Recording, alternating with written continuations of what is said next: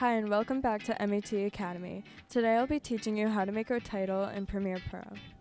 First, you'll want to open Premiere with a new or existing project. I'm opening my Move project.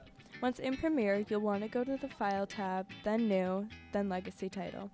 This will open a tab to edit your title. Name the title whatever you want.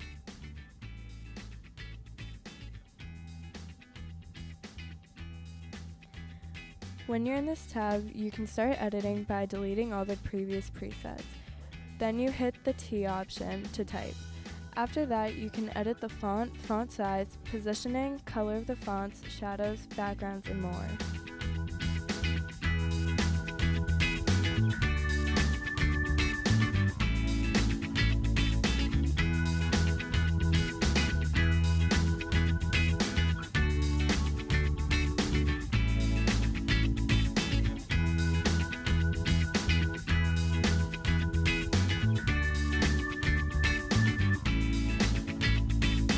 After you're done editing, close out of the tab, then go to the Project tab and drag the title wherever you want in the video.